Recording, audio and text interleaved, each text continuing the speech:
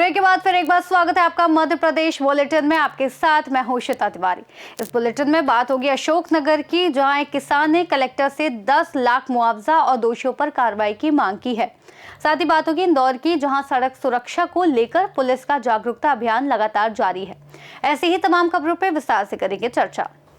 अशोकनगर जिले के ग्राम बाबरी खेड़ा में एक किसान की निजी पुश्तैनी भूमि पर लगे आम, महुआ और रसाला जैसे वर्षों पुराने फलदार तथा छायादार पेड़ों को विद्युत विभाग के अधिकारियों DE Mahara, AE Joseph, JE Bargat, lineman Gajendra Singh, ठेकेदार सुनील धाकड़, एएसआई मधुसूदन शाकिर तथा ग्राम पंचायत सेमरा पहाड़ के सरपंच धर्मेंद्र यादव और परमल ओझा की मौजूदगी में बिना सूचना और बिना अनुमति के काटे जाने का आरोप लगाते हुए किसान मोर सिंह अहिरवार ने कलेक्टर को आवेदन सौंपकर दोषियों के खिलाफ कानूनी कार्रवाई और 10 लाख रुपए मुआवजे की मांग की है।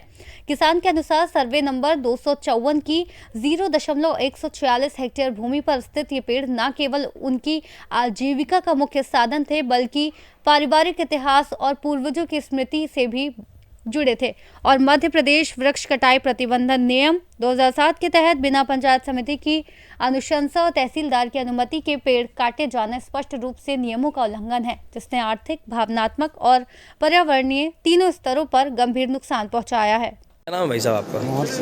कहाँ के निवासी हैं आप? ग्राम बावली खेड़ा। आज आप जनसुनवाई में आए हैं, किस समस्या को लेकर आए हैं? मेरे पेड़ काट दिए 4। किसने काट दिए? लाइट वाले ने। किस संबंध में काट दिए?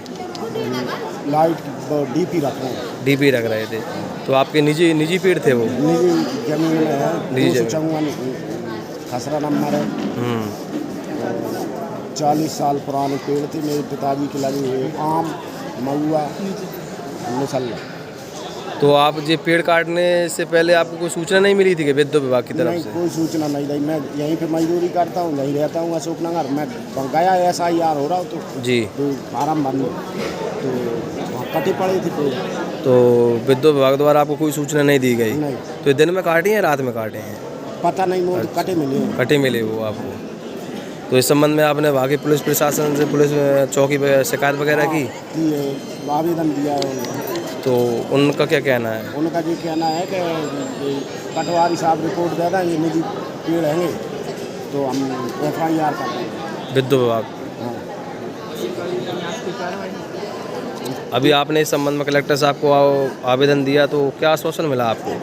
उन्होंने उन्हें बिजली विभाग वाले ने दे दिया कि इनका जल्दी से करो। अच्छा, और 2 बार और दे चुके कलेक्टर साहब इसी संबंध में। कितने दिन पुराना मामला है आपका? जी 15 दिन हो गए। 15-20 दिन होगा। 1 महीने को होने को जा रहा है। हाँ जी। अभी तक कोई सुनवाई नहीं हुई? SDM साहब को भी दे चुका मैं। जी, क्या बोलते हैं? वो क्या बोलते हैं, जांच करवा रहे हैं। ठीक है। अशोकनगर मध्य प्रदेश से सी न्यूज संवाददाता गोलू यादव की रिपोर्ट। देश का सबसे साफ शहर इंदौर सड़क सुरक्षा को लेकर भी गंभीर है, जहां पुलिस पिछले कुछ हफ्तों से हेलमेट को अनिवार्य बनाने के लिए व्यापक जागरूकता अभियान चला रही है, जिसका उद्देश्य लोगों को शिक्षित करना, जागरूक करना और आवश्यक होने पर सख्ती के माध्यम से दोपहिया चालकों को हेलमेट पहनने के लिए बाध्य करना है। अधिकारियों का कहना है कि सड़क दुर्घटनाओं में होने वाली गंभीर सिर की चोटों को हेलमेट आसानी से रोक सकता है। इसी तथ्य को अभियान के केंद्र में रखा गया है और इसका सकारात्मक असर भी दिख रहा है, क्योंकि अब अधिक लोग हेलमेट पहनकर सड़क पर केवल निकल रहे हैं, जिन्हें पुलिस प्रोत्साहित कर रही है, जबकि नियमों का उल्लंघन करने वालों पर चालीनी कार्रवाई की जा रही है और उन्हें हेलमेट भी उपलब्ध कराया जा रहा है। पुलिस जागरूकता कार्यक्रमों के माध्यम से ये संदेश दे रही है कि हेलमेट कोई औपचारिकता नहीं, बल्कि जीवन बचाने का सबसे सरल समाधान है और अभियान के दौरान मिली सकारात्मक प्रतिक्रिया बताती है कि प्रयास सफल हो रहे हैं। साथ ही नियमों का पालन करने वालों को सम्मानित कर समाज में अच्छा संदेश दिया जा रहा है, क्योंकि प्रशासन के अनुसार सड़क सुरक्षा केवल कानून नहीं, बल्कि जीवन से जुड़ी जिम्मेदारी है और यही वजह है कि ये अभियान एक बार की कार्रवाई नहीं, बल्कि लगातार जारी रहने वाला प्रयास है। मोटरसाइकिल एक्सीडेंट या 2 व्हीलर का एक्सीडेंट है, उसमें कैजुअलिटी या जो मृत्यु लोगों की होती है, तो उसमें एक बड़ा प्रतिशत जो 93% के आसपास है, वो इसलिए होती है कि उसमें लोगों को हेड इंजरी रहती है। उससे बचाव के लिए लोगों को जागरूक करना और उसके पश्चात वैधानिक कार्रवाई करना, यानी एजुकेशन और इन्फोर्समेंट की कार्रवाई लगातार चौथे हफ्ते 4 हफ्तों से इंदौर पुलिस द्वारा चलाई जा रही है। और इसी तारतम्य में हम लोग ऐसे लोग जिनके लिए हेलमेट खरीदना कई बार एक एक्स्ट्रा इकोनॉमिक एक्टिविटी हो जाती है, कई बार थोड़ा सा वो उसमें नहीं उनके बजट में वो आ पाता है, ऐसे लोगों को हम जन भागीदारी के माध्यम से भी हेलमेट डिस्ट्रीब्यूट करते हैं। और ये हमारा प्रोग्राम लगातार चल रहा है और लगातार चलता रहेगा।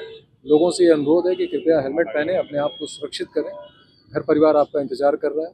दूसरा, इसके साथ साथ ट्रैफिक नियमों का पालन करें ताकि ना केवल आप स्वयं सुरक्षित रहें बल्कि अन्य लोग भी जो सड़क पे चल रहे हैं वो भी सुरक्षित हो। आपके किसी अनावश्यक जल्दबाजी, किसी अनावश्यक रूप से ट्रैफिक नियम के वायलेशन से दूसरे व्यक्ति को उसके परिणाम ना भोगना पड़े।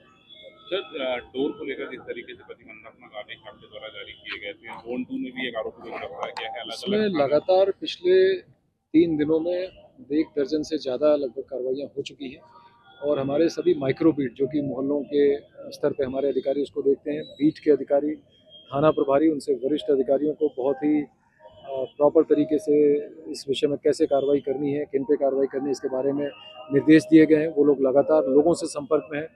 जो हम लगातार मोहल्लों में, मोहल्ला समितियों में बैठक करते हैं आप लोगों के साथ, उनको भी ये बात बताया जा रहा है कि कहीं कोई इसका प्रयोग करते हुए दिखे, बिक्री करते हुए दिखे, तुरंत पुलिस को बताएं।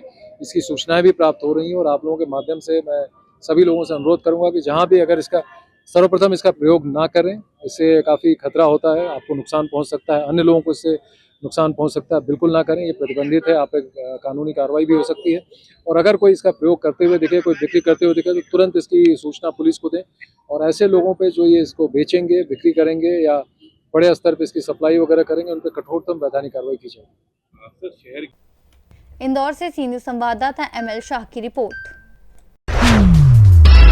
आगर जिले की सुसनेर विधानसभा से मध्य प्रदेश विधानसभा में किसान नेता एवं सुसनेर विधायक भैरव सिंह परिहार बापू ने क्षेत्र के किसानों की मांग को मजबूती से सदन में उठाया। नलखेड़ा से सी न्यूज़ संवाददाता इमरान लाला की रिपोर्ट। मऊगंज जिले के हाटा चौकी अंतर्गत ग्राम पंचायत बरही झरी की प्रार्थी शीला बसोर ने आरोप लगाया है कि कई शिकायतों के बावजूद छोटे लाल बसोर, उपेश कुमार, सोना, रंजीत, लीलावती और उर्मिला पर हनुमाना थाना पुलिस कोई कार्रवाई नहीं कर रही है। ये आरोपी उसके घर में घुसकर मारपीट, गाली गलौज, अश्लील हरकतें करने के साथ रात में आग लगाने तक की कोशिश कर चुके हैं। जबकि प्रार्थिया का कहना है कि हनुमाना थाना के आरक्षक मुकेश यादव ने कार्रवाई के बदले 20,000 रुपए की मांग की थी, जिसे वे पूरा नहीं कर पाए, इसलिए आरोपियों पर कार्रवाई नहीं हो रही। लगातार प्रताड़ना और जान से मारने की धमकियों के बीच शीला बसोर 2 महीने से हाटा चौकी और हनुमाना थाना के चक्कर लगा रही है और अब उसने जिला कलेक्टर तथा पुलिस अधीक्षक से आरोपी गढ़ पर दंडात्मक कार्रवाई, सुरक्षा उपलब्ध कराने और आरक्षक मुकेश यादव का स्थानांतरण करने की मांग की है। जब वहाँ से आई एसपी साहब के पास, एसपी साहब भी टीआई साहब के पास फोन लगाए। टीआई साहब से बोले कि ये शीला बसोर परेशान है, इसका घर जल गया है, तुम क्यों नहीं कार्रवाई कर रही हो? तो आज जब वो बोले कि तुरंत भेज दो, हम पूरी कार्रवाई करेंगे। ये शाम 5 बजे फिर क्या हुआ? हाँ, फिर उसके बाद हमने हाटा जब हनुमाना थाने में आई तो टीआई साहब नहीं मिले। टीआई साहब नहीं मिले, मुकेश साहब मिले, बोले कि टीआई साहब अभी नहीं मिलेंगे, बाद में आएंगे, तुम 20,000 तुम रुपए दो, इसके बाद तुम जैसा बताओगे वैसी तुम्हारी रिपोर्ट लिखाई जाएगी। मतलब 20,000 दो, हाँ, तब रिपोर्ट लिखी जाएगी। लगभग 7 बज रही थी रात। किस तारीख को? किस तारीख को? मतलब 15 तारीख को, 15 नवंबर को शाम 7 बजे। 14 तारीख की बात थी, पर 15 तारीख की चलो तुम्हारी समस्या को फिर उसके बाद सर हमने रोते हुए मैडम से बताई और बता करके अपने छोटे छोटे बच्चों को लेकर अपने घर फिर से लौट गई। 15 तारीख को घर गई। घर जाने के बाद फिर बोले कि सुबह है आना, मैडम जी लगाई और मुकेश सर बोले कि सुबह है आना, तो सुबह टीआई साहब आएंगे, सुबह तुम्हारा कार्य सब पूरा कर देंगे। उसके बाद हम 16 तारीख को फिर से आए, जो अपने इच्छा से लिखे बनाए, बोलते हैं कि तुम लोग बाहर क्यों दौड़ दौड़ के एसपी साहब के पास जाते हो? एसपी साहब के पास जाओगे तो हम सब तुमको उल्टा केस बना करके तुमको भी बंद कर देंगे। बोले हैं बाहर क्यों जाते हो? ये टीआई साहब काकड़े नहीं बोले हैं, टीआई साहब काकड़े बोले। फिर बोलेंगे पार्वती मैडम को बोले कि ले जाओ इसकी रिपोर्ट, जो जैसा बताए वैसा लिख दो। लिखने के बाद कार्रवाई कुछ नहीं हुई, कुछ भी नहीं हुई।